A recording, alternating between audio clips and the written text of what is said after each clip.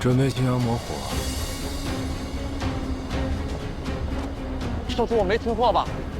青阳魔火。少主，魔火修饰珍贵，用在这里不值当。关你屁事！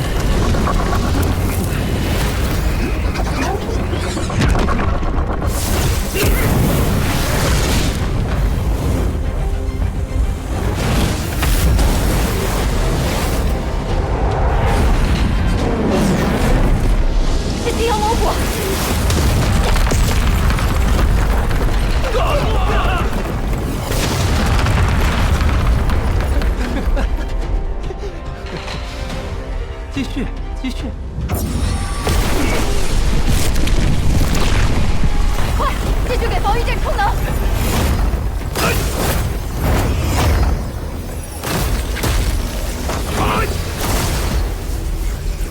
难道是魔焰门那些怪物吗？这威力堪比结丹期的一击。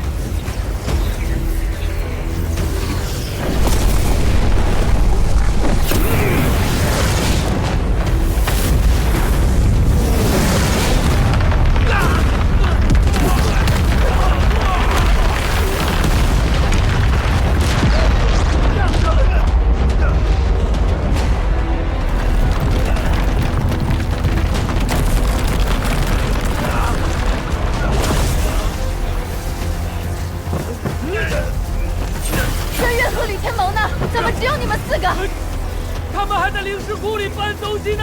使出的被引回出来！继续炸！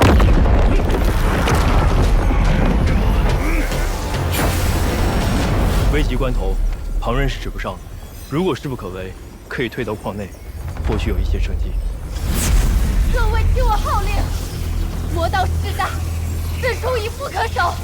刘斗有用之身，方是正途。还请各位不要吝啬，将身上的灵石全部充至阵内，争取时间。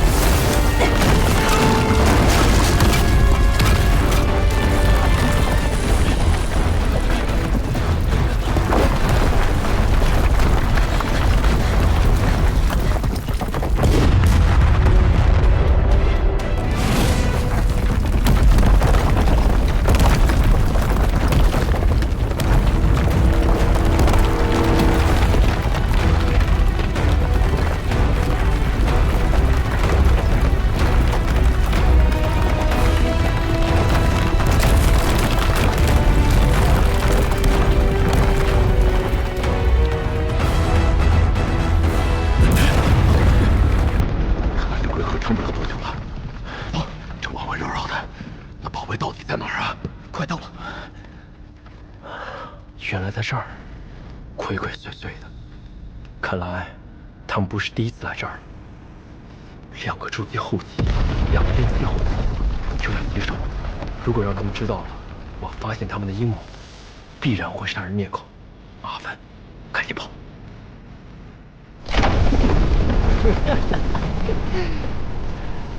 少主，已经散发了，虎兄们怕是撑不住了。你懂个屁！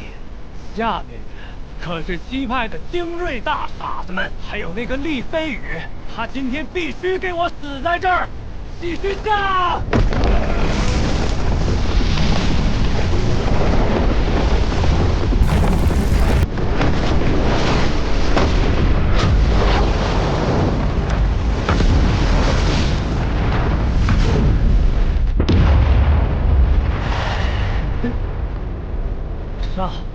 上啊！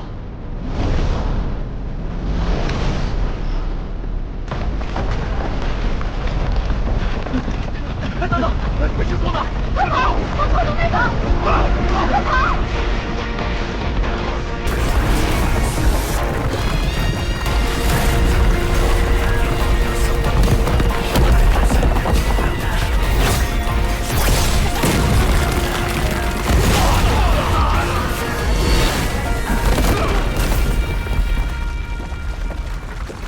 看到了吗？就都在那个洞里。今天就算挖，也要把它给我挖出来。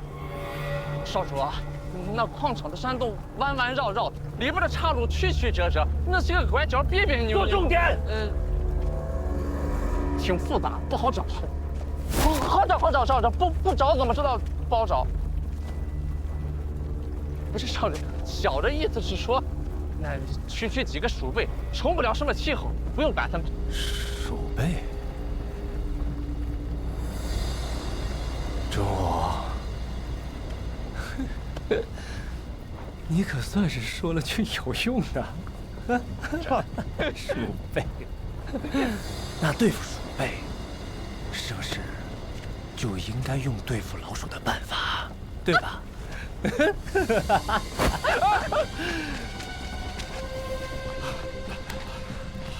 兄弟们，我看这魔道也没什么了不起的啊！我们钻进这山里面，他们就拿我们没辙了。是啊，除非啊，他们把山给移走。有本事把这个山给炸了呀！啊！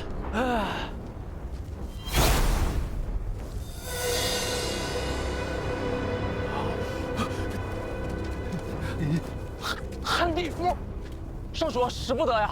你要是用了旱地符，这矿山就完犊子了。咱姑姑又该生气了。他生气，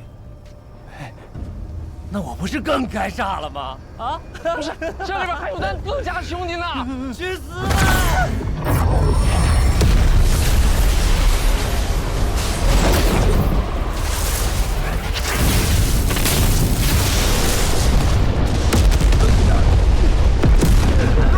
快，往山洞里跑！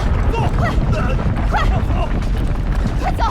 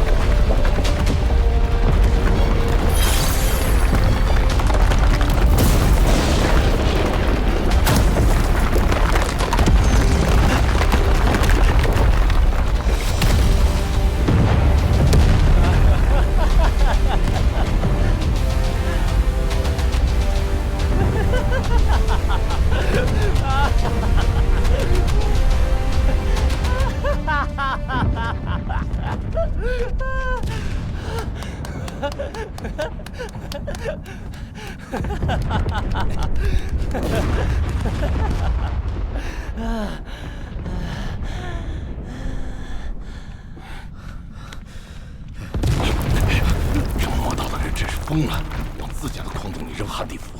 这矿坑一毁，任谁也查不到我们头上。现在只要等地震过去就好了。还真让轩老弟说对了。等我们出去了，哥定请你喝酒。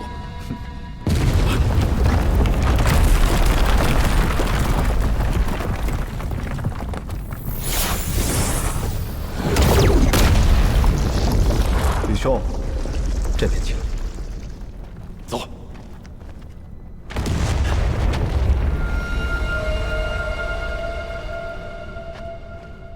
何人在此？速速现身！糟了，怎么又碰上他们俩了？韩立在此，可是吕师兄、宣师兄啊！正是我二人。韩师弟，速速上前一叙啊！这次必须得出去了。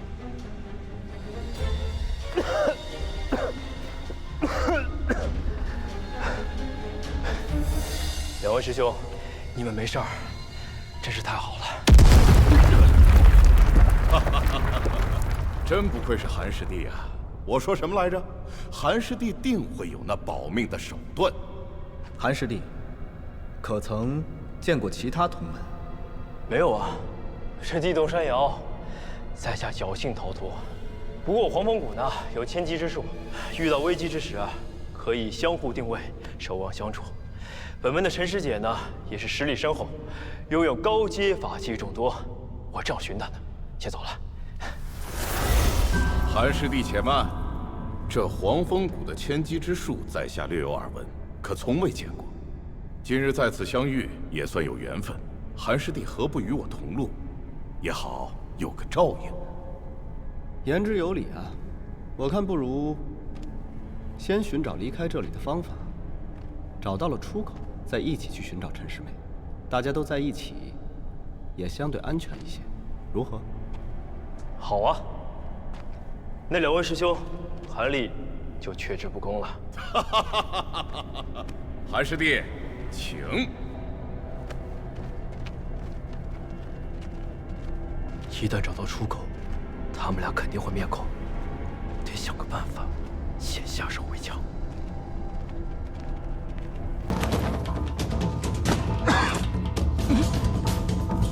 我一直都对一件事情很有疑惑。既然你们都知道我的身份，那么凭什么以为自己能够带走我？当年你以1剑赢万甲，西楚国破后，世人也以为你早就见折身死。这种情况下，即便你苟活下来，想必也会受到极其严重的内伤。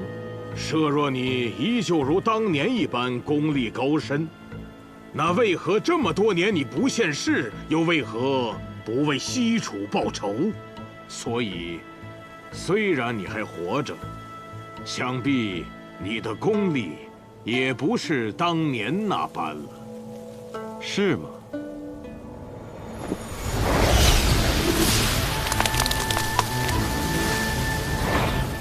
畅言小计。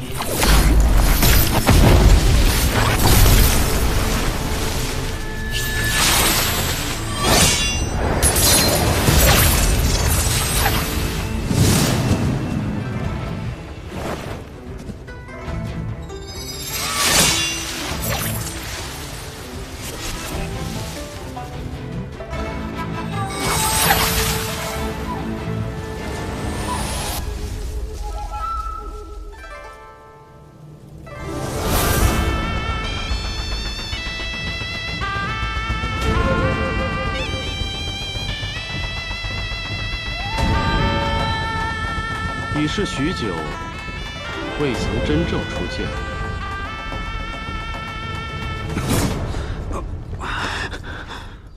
父亲，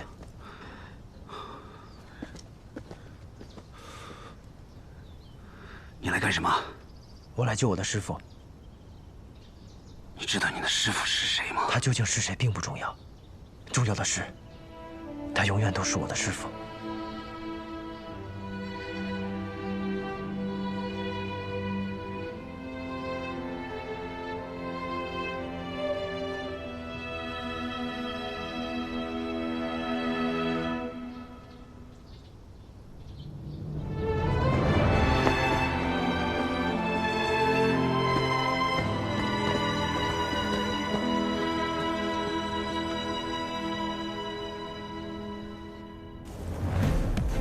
我确曾身受重伤，但这几十年间，我已重续经脉。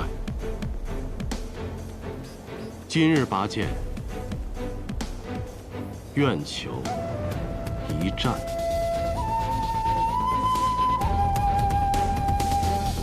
卢仙，你死到临头了，还敢虚张声势？卢仙，乖乖跟我们走吧。黔东城小霸王在此，谁敢伤我师父？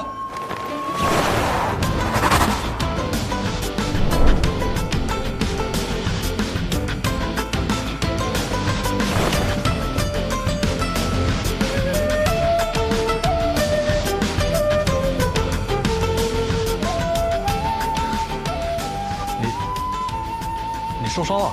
先生对我留了手，无妨。不好意思啊，各位，温家温壶酒来晚了。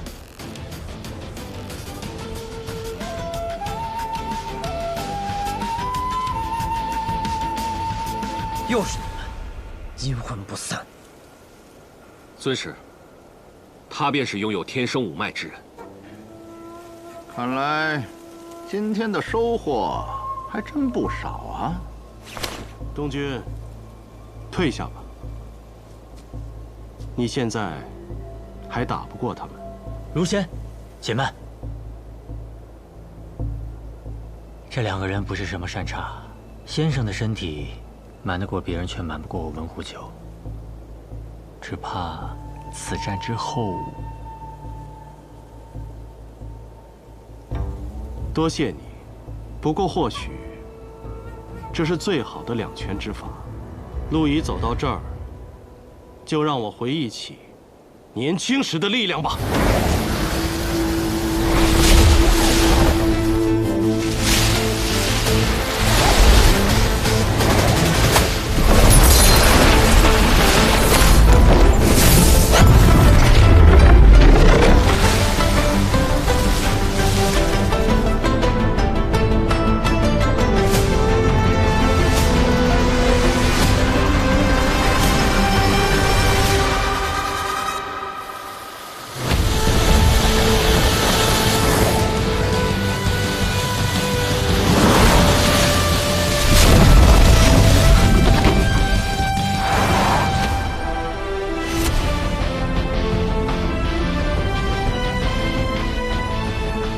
东君，你已学会西楚剑歌，问道于天。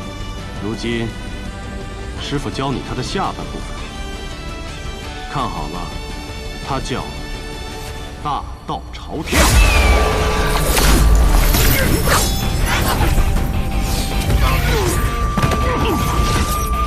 明月落笔，得成仙人场。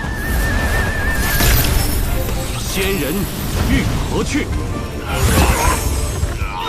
遥指蓬莱巷。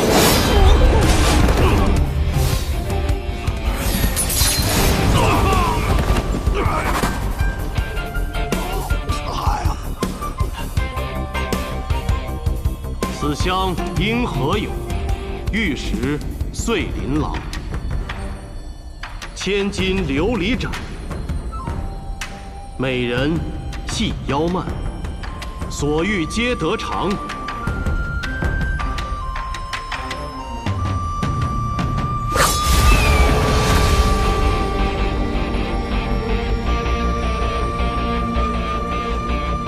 仙人得闻后，四顾空茫然。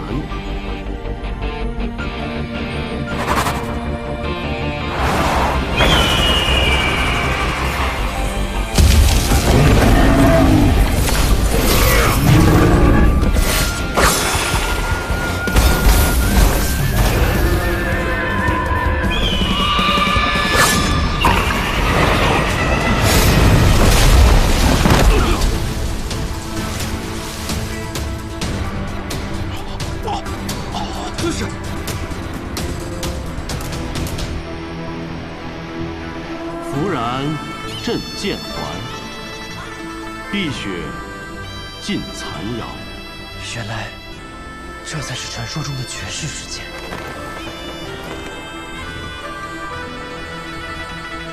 我年轻的时候，以为只要练了绝世剑法，就能纵横世间。后来才发现，当拥有绝世剑法，便需担起承天之责。遗憾的是，最后还是没能护住我的故国。东君，大道朝天，你要走出一条属于自己的道。等你找到了自己的道，你就一定会像你所说的那样，名扬天下。师父。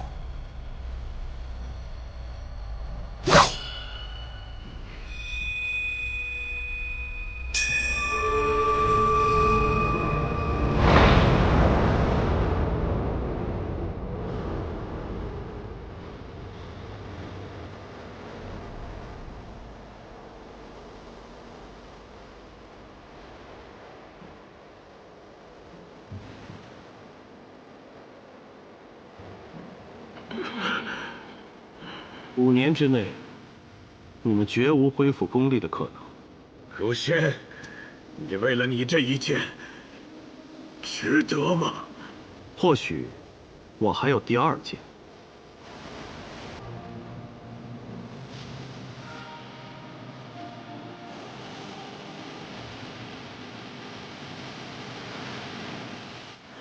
哦。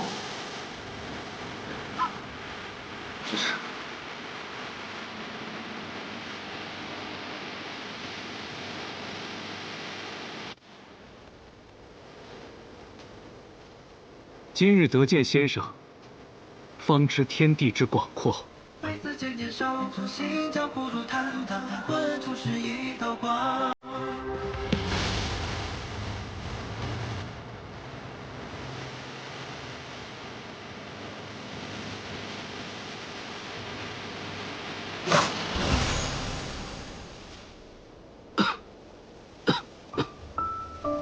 师父。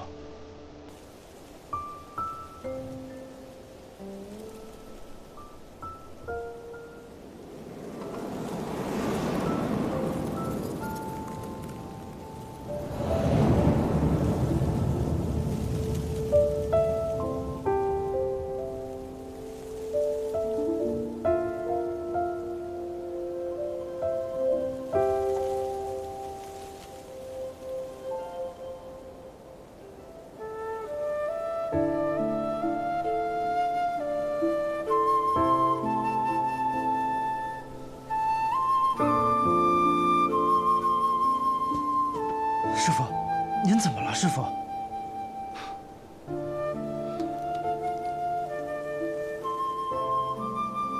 诸位，能不能给我和我的小徒弟一个单独相处的机会啊？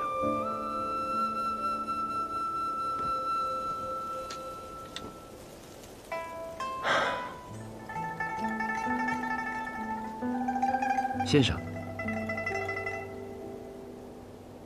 再会了。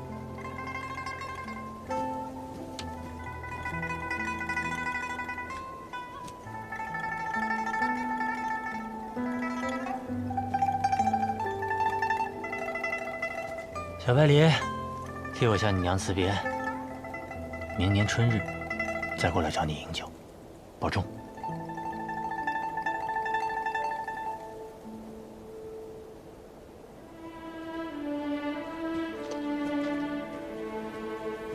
师父。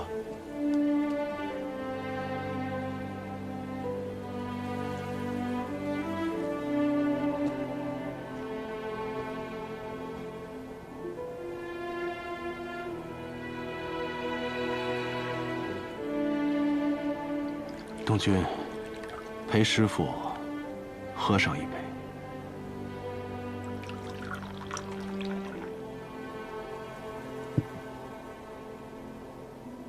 这些年来，多谢你的陪伴。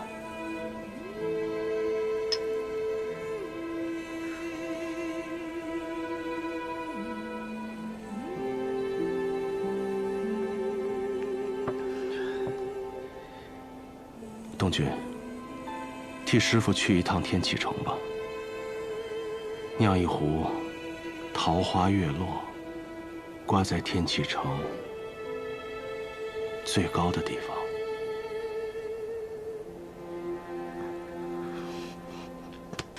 不，师父，我带您去，我们一起去。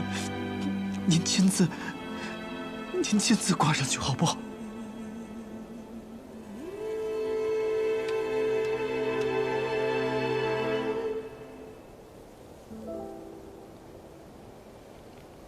哭什么？师父早就是应该死的人了。当年是师兄用自己的命换了我的命，可即便如此，我也只是强弩之末，全靠一杯药酒续命罢了。东君，人呢，只要背负的太多，就不那么自由了。说来也是矛盾，我既希望你可以自由自在，逍遥不羁，也希望你可以名扬天下，成为真正的英雄。好，我答应你，但是你要活着，看着我名扬天下才可以。东君，是龙，终究会腾飞；是英雄，光芒便藏不住。不管师父在与不在，都没有什么影响。不，师父，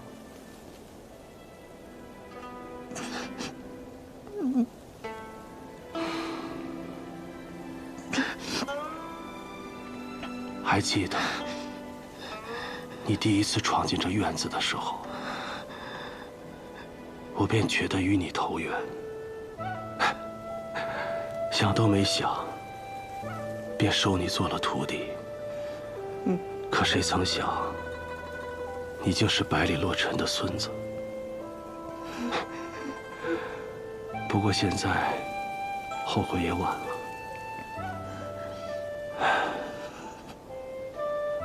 我这一生从未做过一件冲动的事情，只有那天是个偶然。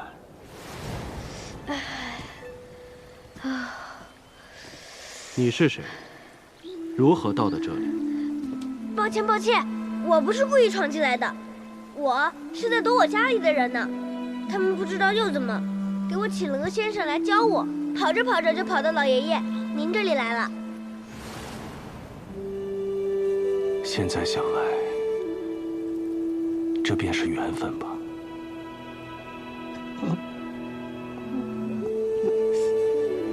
师父，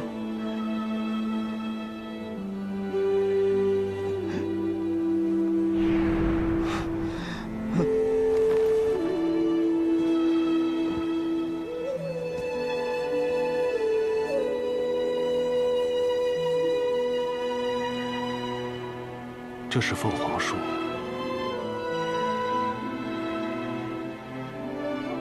是西楚的国树。可凤凰非梧桐不起，纵然是什么人世如仙，没有了西楚的土地，便留不住这凤凰。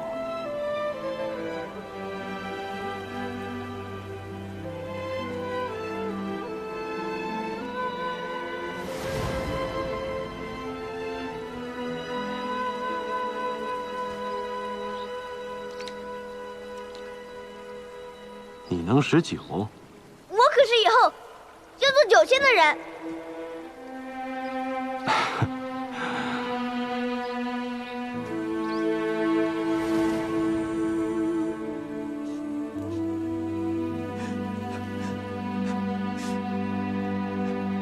东君，人生注定会充满了离别。你这一生还会经历许多这样的离别。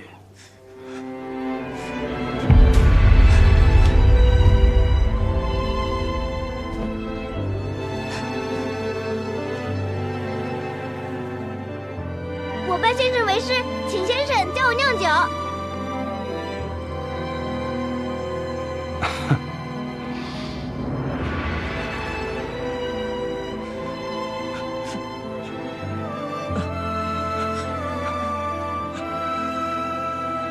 再见了，我的徒儿。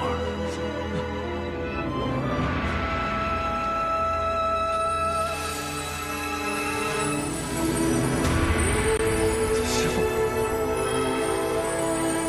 师父，师父，师父，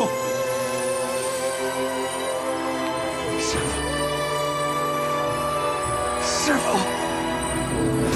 师父，师父，师父！父亲，师父，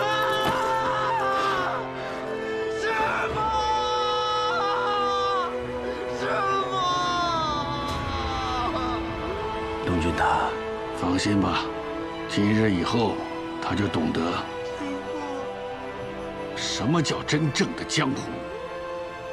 恣意飞扬的八公子不是真正的江湖，剑灵的剑客风流也不是真正的江湖。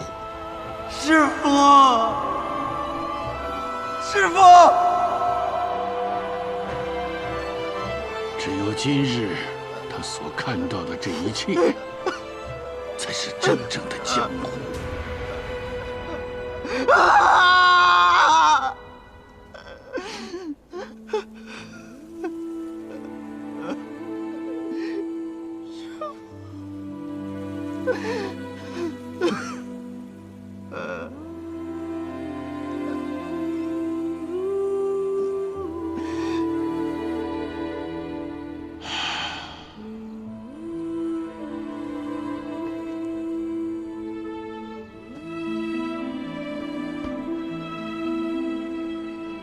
回去疗伤吧，我们在家等他回来。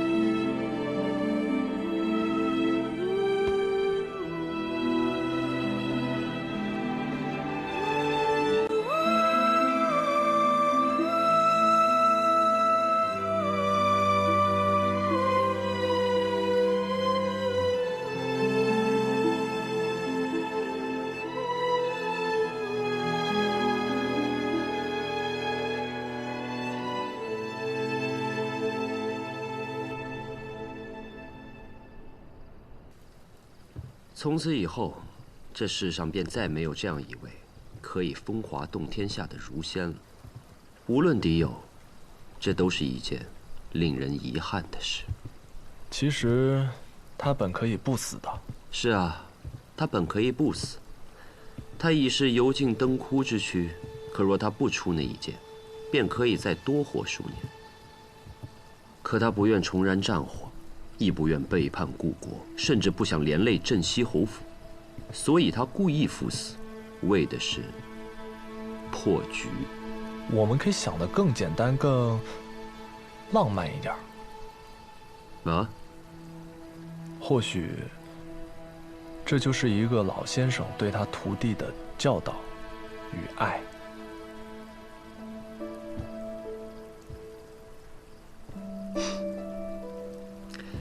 你虽然经常说一些废话，可是刚刚那句说得很好。嘿，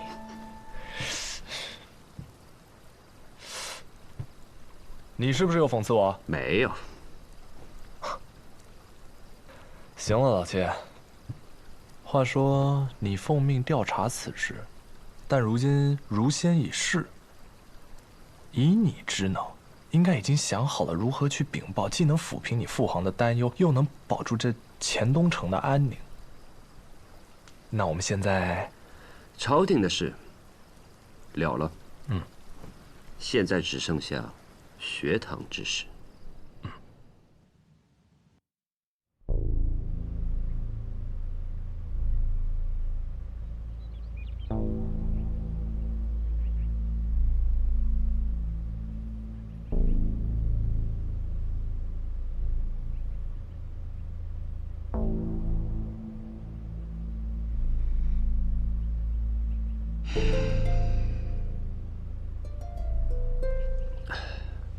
不知道侯爷可考虑清楚了？一定要东军吗？是啊。我可只有这一个孙子。侯爷，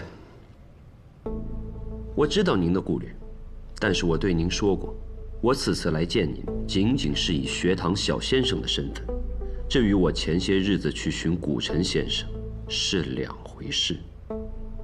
我想要百里东军，也仅仅是因为我觉得他是家师一直苦等的最后一位弟子。我这一辈子最疼爱的就是这个孙子。我的愿望就是让他远离纷争，一辈子在钱东城无忧无虑地做富家子弟。为什么你们非要把他推进深渊呢？只有傻子才能一直无忧无虑的吧？大胆！你说什么？不是不让你说话吗？我是说，只有傻子才能一直无忧无虑的。每一个人都会长大，人只要一长大，他就不可能无忧无虑的。他不久前才亲眼见到自己师父的死，你觉得他有可能当做什么事儿都没发生过吗？不可能。况且他现在是西楚剑阁唯一的传人，全天下的剑客都把他当作目标。你镇西侯府，能护得了他一辈子吗？若论剑术，就算学堂高手来了，我也不惧。内子承袭温家毒术，放眼江湖又有几个敌手？他要练武，在我们这里便是，即使学到8分，谁能害他？学堂李先生如何？那你就让李先生来跟我说。他这个人不讲道理啊！我若讲道理，还能生出这样的儿子来？世子，其实我觉得师兄所言颇有几分道理。哼，在钱东城学剑，他永远是那个万人之上的小公子，纵使学有所成，不过是一柄漂亮的剑罢了。未经生死，徒手可折。况且，百里东军似乎被一伙不明人士给盯上了。昨日我们便是在古城前辈处遭到了那伙人的袭击。那伙人来路不明，但是武艺高强。他们不但想带走古城前辈，还想带走东军。如此前有狼后有虎的危局，你们能护得他一次，还能护得他几时呢？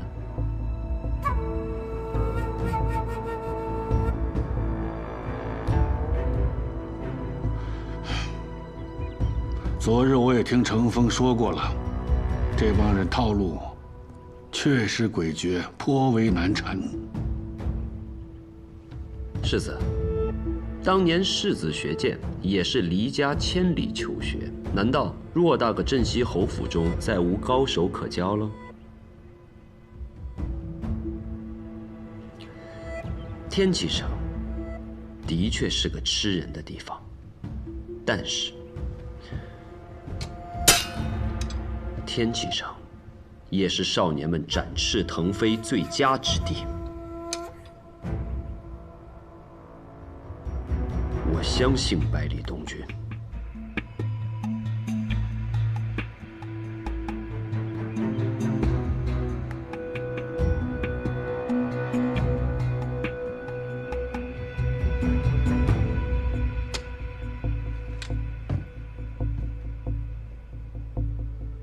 你说的有道理，但我不同意。这样吧，我们问问东军。父亲，侯爷通礼。王爷，世子，不好了！刚刚小公子抢了马，跑出府了。啊！哈哈哈哈哈！跑得好，跑得好！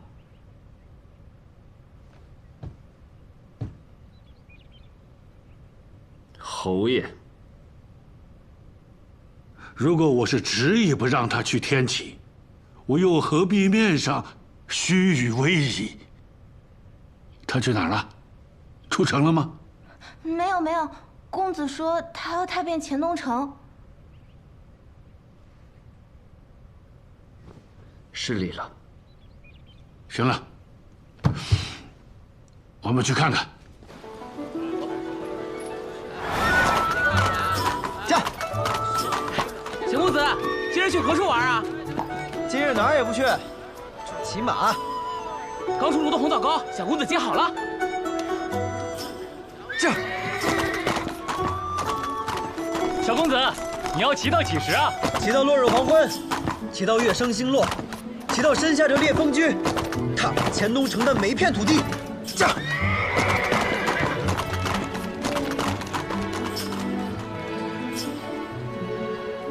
头儿，追不追？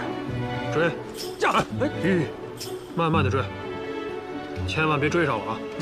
头儿，你又追上过几次啊？其他时候我不管，但这一次，一定不能追上。这一次，让我们跟在他的身后，做一次他的护卫。真是一匹不好驯服的野马。看来去不去天启，东军已经有了答案。有的人就是这样，参军可以当将军，苦读可以中状元，若是西路，可以做那绝世的高手。不必问他能做什么，只看他想做什么。有这样优秀的后辈，侯爷和世子爷还担心什么呢？九王子殿下，但是你把东军带走，可真的只是为了学堂之事啊？只为了学堂？好，东军此去天启，不要牵扯到任何朝堂之事。你可否答应？侯爷放心，我萧若风愿以性命担保。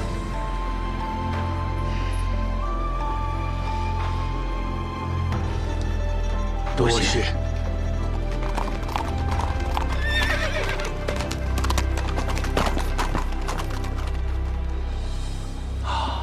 不错不错，给我畅快！有我当年和顾剑梅一起马踏天启的风范了。么，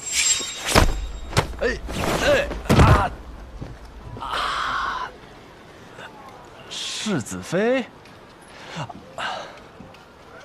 有什么事儿吗？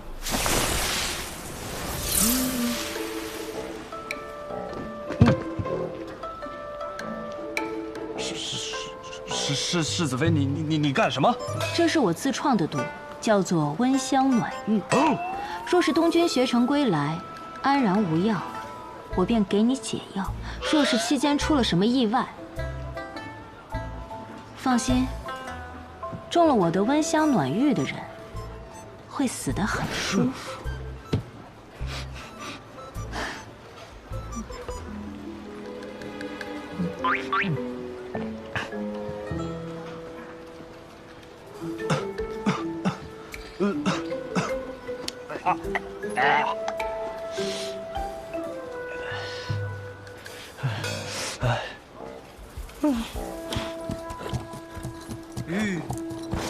我来了，天启！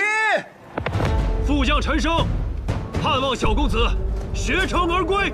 我方将士盼望小公子学成而归。我方将士盼望小公子学成而归。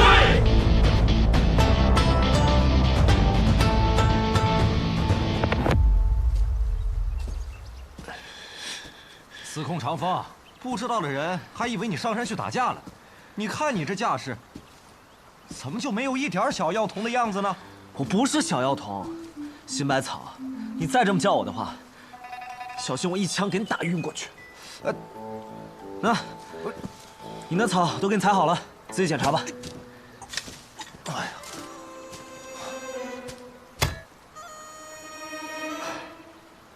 嚯，果然有学艺的天赋啊，挑的半点都没差。按照我说的分量，自己去熬了吧。什么？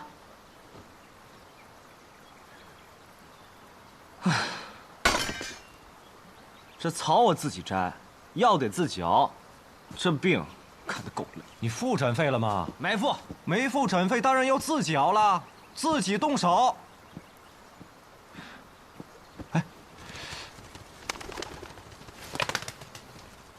哟，这药王谷里还有信鸽呢。那当然，不过这封信是给你的。给我的？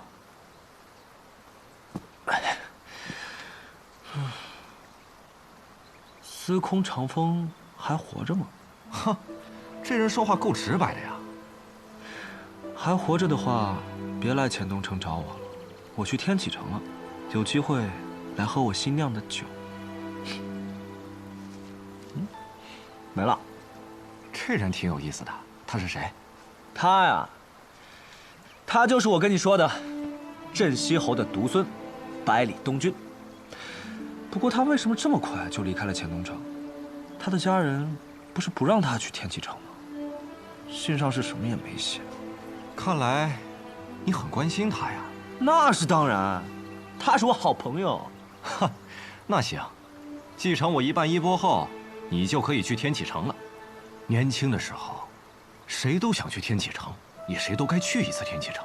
那里是龙蛇盘踞的地方，也是少年人乘风入天的地方。照你这么说，你年轻时候也去过天启城？哎呀，那个时候，皇帝生病，太医院治不好，3天杀了10几个太医。我师父就派我去出诊，屋内是快死的皇帝，屋外是随时准备拖我出去砍头的长刀侍卫。可是我握针的手一点都没慌。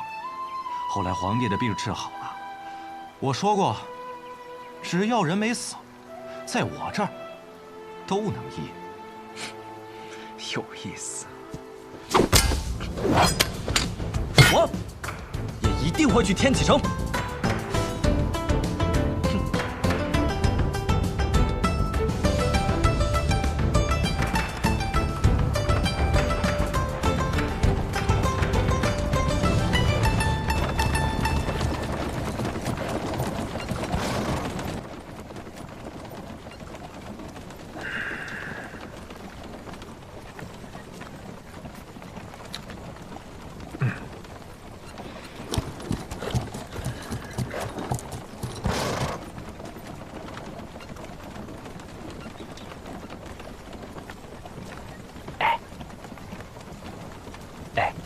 你知道他为什么不肯进来马车里坐？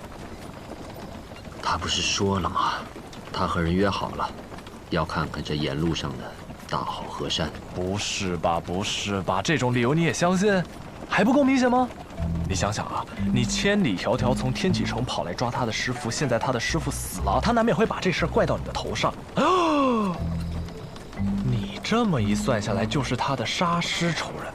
我抓他的师傅，和他的师傅死了，是2件事。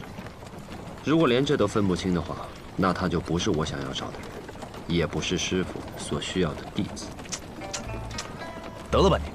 你想想啊，他再怎么说也只是一个初出茅庐的孩子。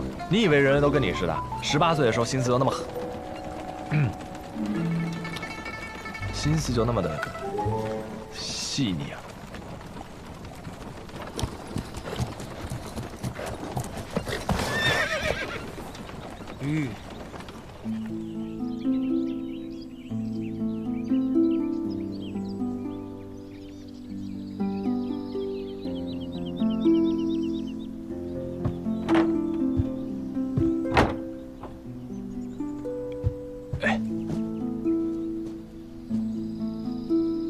越过前面这个山坡，可就再也见不到钱东城了。